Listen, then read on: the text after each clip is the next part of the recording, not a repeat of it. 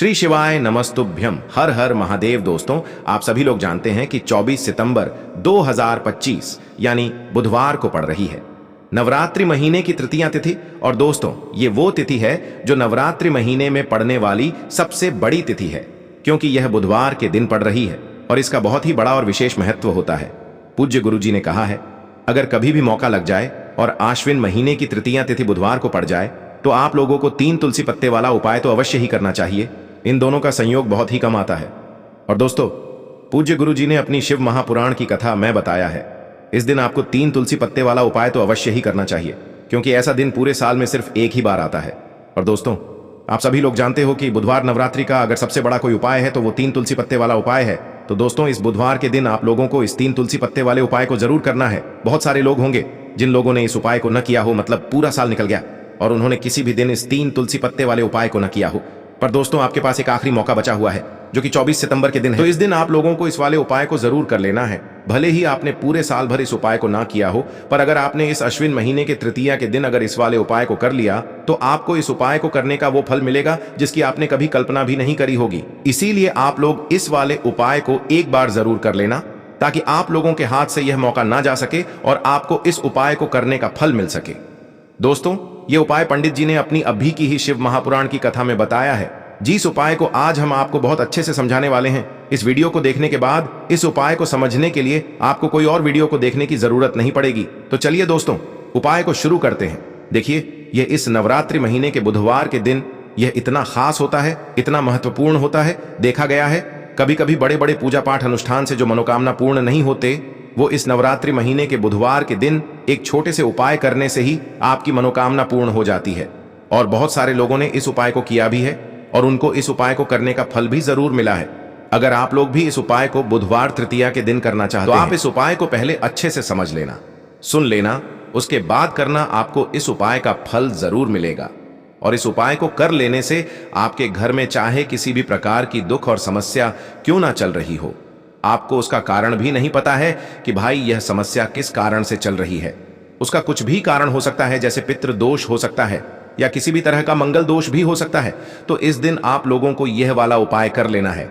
यह एक ऐसा उपाय है जिस उपाय को अगर किसी विशेष दिन पर किया जाए तो भाई उस विशेष दिन का जो है वह तो हमें मिलता ही मिलता है, पर हमने उस दिन पर इस उपाय को किया है तो हमें उससे भी बड़ा फल मिलता है और फल बहुत जल्दी मिलता है, क्योंकि आप इस उपाय को बहुत ही बड़े और विशेष दिन पर कर रहे हो।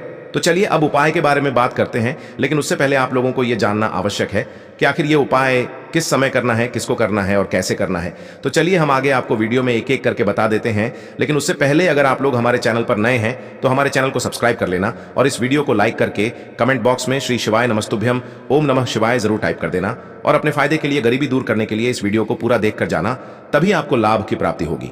यदि आज आपने वीडियो को बीच बीच में से देखा, काट काट कर देखा, तो आपको जीवन में कभी सफलता हासिल भी नहीं होगी। तो दोस्तों, इस 3 तुलसी पत्ते वाले उपाय को हमें इस बुधवार के दिन कैसे करना है, किसको करना है, किस समय करना है और कहां पर करना है, ये सारे सवालों के जवाब आपको इस वीडियो में मिल जाएंगे।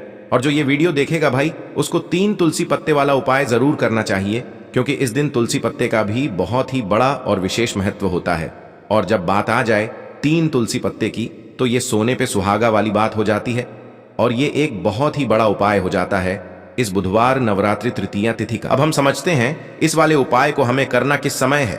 इस 3 तुलसी पत्ते वाले उपाय को हमें इस बुधवार के दिन करना किस समय है। तो देखिए, इस उपाय को करने का जो समय है वह सुबह का समय है और शाम का समय भी है। अब देखिए, यहां पर हम मुख्य रूप से सुबह का समय नहीं बोलेंगे, क्योंकि 24 सितंबर बुधवार तृतीया का दिन है और इस दिन प्रदोष काल के समय का बहुत महत्व होता है। बाकी अगर सुबह के समय भी करेंगे तो भी अच्छा होगा, उसमें कोई भी दिक्कत वाली बात नहीं है। तो चलिए जानते हैं इस विशेष उपाय के बारे में। लेकिन उससे पहले एक प्रार्थना, अगर आप इस चैनल पर नए हैं तो आप इस वीडियो को लाइक करें, चैनल को सब्सक्राइब करें और कमेंट बॉक्स में आप अपनी राशि या अपना नाम जरूर डाल दें, क्योंकि हम राशि से जुड़ा भाग्य भी बताते हैं और भाग्य में चल रही परेशानियों को दूर करने के लिए वह आसान से आसान उपाय भी बताते हैं। तो चलिए अब हम अपने सबसे पहले उपाय की बात कर लेते हैं। हम सभी के घरों में माता तुलसी का पौधा अवश्य ही होता है। तो देखिए, हमें तुलसी जी के पौधे से सबसे पहले तो 3 पत्ते तोड़ने हैं। देखो, एकादशी वाले दिन आपको तुलसी के पत्ते नहीं तोड़ने हैं। तो देखिए, तुलसी जी के आपको 3 पत्ते तोड़ लेने हैं और इन तुलसी जी के पत्तों को तोड़ने के बाद आपको एक चुटकी हल्दी भी अपने साथ में लेनी है। हल्दी के अंदर आपको जल मिलाकर के पेस्ट के रूप में तैयार करना है और इसी के साथ में आपको एक दीपक भी लेना होगा। दीपक आप मिट्टी का भी ले सकते हैं, आटे का भी ले सकते हैं, और इस दीपक में आपको शुद्ध घी डाल करके इसमें आपको लंबी रुई की बाती का प्रयोग करना है। देखिए दोस्तों, आपके पास है 3 तुलसी जी के पत्ते हैं। तो पहला जो तुलसी जी का पत्ता है उस पर आपको सबसे पहले तो जो आपने हल्दी ली है उसकी एक बिंदी लगानी है। और पहला जो तुलसी जी का पत्ता है, आपके घर में भगवान विष्णु का चाहे कोई सा भी स्वरूप हो, चाहे लड्डू गोपाल जी का स्वरूप हो, या फिर भगवान कृष्ण की आपके मंदिर में प्रतिमा हो, या फिर भगवान श्री राम की प्रतिमाएं, उनके सामने आपको पहला तुलसी जी का पत्ता अर्पित करना है। अब देखिए दोस्तों, आपके पास जो 2 तुलसी जी के पत्ते हैं और आपके पास जो एक दीपक है, इन्हें आपको लेकर के पहुंचना है अपने ही घर में तुलसी जी के पौधे के पास में। देखिए, सबसे पहले तो आपके पास जो 2 तुलसी जी के पत्ते हैं उन पर भी आपको हल्दी की एक एक बिंदी लगानी है, और उन दोनों ही तुलसी जी के पत्तों को आपको अपने घर में तुलसी जी के पौधे के वहां पर ही अर्पित कर देने हैं। और इस प्रकार से यह दोनों पत्ते भी तुलसी जी के पौधे के पास में अर्पित करने के बाद अंत में जो आपके पास एक लंबी बाती का दीपक है, इसे आपको तुलसी जी के पौधे के पास में ही प्रज्वलित कर देना है। जो भी व्यक्ति अपने ही घर पर इस प्रकार से तुलसी जी के 3 पत्तों का यह उपाय कर लेता है तो उसका परिवार हमेशा खुश रहता है, उसके परिवार में कभी भी कोई भी संकट उत्पन्न नहीं होता है, और यदि आपके घर में जो भी गृह क्लेश है वह भी समाप्त होते हैं। तो इस प्रकार से यह सुंदर सा उपाय करना है। अब बात करते हैं अगले उपाय की। देखो, यदि आपके जीवन में आर्थिक संकट बहुत अधिक हो रहे हैं, धन की समस्या लगातार जीवन में बनी हुई है, एक एक रुपयों को प्राप्त करने के लिए आपको बहुत अधिक मेहनत कर रहे हैं, तो आज रात्रि में सोने से पहले आपको हो यह एक चमत्कारी दीपक का उपाय अवश्य करना है। या फिर यदि आपका जो व्यापार है, बिजनेस है, दुकान है, वह अच्छे से नहीं चल पा रही है, तो आज रात्रि में इस विशेष दीपक का उपाय आपको अवश्य करना चाहिए। देखो दोस्तों, दीपक हमारे घर में सभी नकारात्मक शक्ति को बाहर करता है। यह उपाय आपको साल में केवल एक बार करने का ही मौका मिलता है। देखिए, इस उपाय के लिए आपको तुलसी जी की जो सूखी लकड़ी होती है उसे ले लेना है। देखिए दोस्तों, यदि आपके पास पुरानी तुलसी जी की लकड़ी है तो उसे आप ले सकते हैं, और यदि आपके घर में तुलसी जी जो लकड़ी है वह सूखी हुई है तो उसकी लकड़ी आप तोड़ करके इस्तेमाल कर सकते हैं। लेकिन आपको ध्यान रखना है कि सूर्यास्त से पहले पहले ही आपको यह जो तुलसी जी की लकड़ी है इससे अवश्य ही तोड़ लेना है। तो इस उपाय के लिए आपको सबसे पहले तो एक मिट्टी का दीपक लेना होगा, चाहे तो आटे का दीपक भी ले सके, क्योंकि आटे का दीपक सभी दीपक में सर्वोत्तम माना गया है। इस दीपक के अंदर आपको शुद्ध घी का प्रयोग करना होगा, और इससे दीपक के अंदर आपने जो तुलसी जी की लकड़ी ली है उसे भी रख देना है। लेकिन ये जो तुलसी जी की लकड़ी है इसमें आपको चारों तरफ अच्छे से घी लगा लेना है। देखिए, गुरु जी ने बताया है कि जो तुलसी जी की लकड़ी है, यदि आप उपाय करते हैं और बहुत ही शीघ्रता से जल जाती है, तो इसके लिए आपको एक कार्य करना है। आपको थोड़ी सी रुई ले लेनी है, और उस रुई को आपने जो तुलसी जी की लकड़ी ली है उस पर अच्छे से चारों तरफ लपेट देनी है। तुलसी जी की लकड़ी के ऊपर रुई लपेटने के बाद इसे आपको पूरा घी के अंदर डुबो लेना है। अब इसे आपको बाती के रूप में प्रयोग करना है। अब दोस्तों, इस दीपक को आपको प्रज्वलित कहाँ करना है? तो इस दीपक को आपको या तो भगवान विष्णु के सामने प्रज्वलित करना होगा, या फिर आपको भगवान श्री राम के सामने प्रज्वलित करना होगा, या फिर भगवान कृष्ण के सामने, यानी कि भगवान विष्णु के जो भी अवतार हैं उनके सामने आप ये दीपक प्रज्वलित कर सकते हैं। या फिर आप इस दीपक को माता तुलसी जी के सामने भी प्रज्वलित कर सकते हैं। पूज्य गुरु जी ने बताया है कि जो भी व्यक्ति इस प्रकार से तुलसी जी की डंडी से यह दीपदान कर देता है उसके जीवन में कभी भी धन की समस्या नहीं होती है। इसीलिए आपको यह पूरे साल में केवल एक बार ही मौका मिलता है। इस उपाय को करके देखना, आपकी सभी इच्छाएं जरूर पूर्ण होंगी। यह जो उपाय है रात्रि में सोने से पहले करना है। यह उपाय आपके लिए सर्वश्रेष्ठ होने वाला है। देखिए, इस उपाय के लिए आपको मात्र 5 हरे मूंग के दाने ले लेना है। देखिए, तिथि है और यह बुधवार के दिन पड़ रही है, इसीलिए आपको 5 हरे मूंग के दाने लेना है। हरे मूंग के दाने आपको साबुत लेने हैं, खंडित नहीं होने चाहिए। इस बात का ध्यान रखें। और इसी के साथ में आपको एक तांबे के पात्र के अंदर अपने घर से शुद्ध जल ले लेना है। अब दोस्तों, इन सभी सामग्रियों को लेकर के आपको सीधे पहुंच जाना है भगवान शिव के मंदिर में। देखिए, इस उपाय को भी आप सुबह भी कर सकते हैं और शाम के समय में भी कर सकते हैं। देखिए, भगवान शिव के मंदिर में पहुंचने के बाद आपके पास जो 5 हरे मूंग हैं, उनमें से पहला जो हरा मूंग है, आपको शिवलिंग के सामने जो नंदी महाराज होते हैं और उनका जो पैर उठा हुआ होता है, वहां पर आपको पहला हरा मूंग समर्पित कर देना है और आपको ओम नमः शिवाय इस मंत्र का जाप कर लेना है। फिर आपको दूसरा हरा मूंग लेना है और शिवलिंग पर जो श्री गणेश जी वाला स्थान होता है वहां पर आपको यह दूसरा हरा मूंग समर्पित कर देना है, यानी कि शिवलिंग के सीधे तरफ आपको यह दूसरा हरा मूंग समर्पित करना है। और फिर आपको ओम नमः शिवाय या फिर श्री गणेशाय नमः इस मंत्र का जाप कर लेना है। तीसरा हरा मूंग का दान आपको भगवान शिव की सबसे प्रिय पुत्री माता अशोक सुंदरी वाले स्थान पर समर्पित करना होगा। शिवलिंग की जो जलाधारी होती है, जहां से जल बह करके आता है, उसी जलाधारी के बीच में जो कहीं कहीं उठी हुई लाइन होती है सांप की आकृति के रूप में, वहीं पर आपको तीसरा हरा मूंग समर्पित करना है। और फिर आपको ओम नमः शिवाय इस मंत्र का जाप कर लेना है। अब दोस्तों, चौथा जो हरा मूंग है उसे आपको भगवान कार्तिकेय जी का जो स्थान होता है शिवलिंग पर, वहां पर आपको ये चौथा हरा मूंग का दाना समर्पित कर देना है और आपको ओम नमः शिवाय इस मंत्र का जाप कर लेना है। अब दोस्तों, आपके पास जो पांचवा और अंतिम हरा मूंग बचा हुआ है उससे जल के पात्र के अंदर डाल देना है और इस हरे मूंग से युक्त जल से आपको भगवान शिव के शिवलिंग का अभिषेक कर देना है। जल आपको बिल्कुल धीरे धीरे समर्पित करते जाना है और लगातार आपको शिव महापुराण के मूल मंत्र श्री शिवाय नमस्तुभ्यम इस मंत्र का जाप करते रहना है। फिर आपको शिवलिंग के सामने बैठकर, यदि आप अपने बच्चों के लिए ये उपाय कर रहे हैं, यदि आप अपने बच्चों की बुद्धि, ज्ञान और विवेक के लिए उपाय कर रहे हैं, तो उसके लिए आपको प्रार्थना कर लेनी है। या फिर व्यापार में वृद्धि करने के लिए ये उपाय कर रहे हैं तो उसकी कामना करते हुए आपको प्रार्थना कर लेनी है। या फिर अपनी नौकरी के लिए कर रहे हैं, या फिर अपने इंटरव्यू के लिए, या फिर धन की प्राप्ति के लिए कर रहे हैं, जिस भी कामना के लिए आप उपाय कर रहे हैं उसे परिपूर्ण करने के लिए आपको महादेव से प्रार्थना कर लेनी है और फिर आपको वापस अपने घर आ जाना है।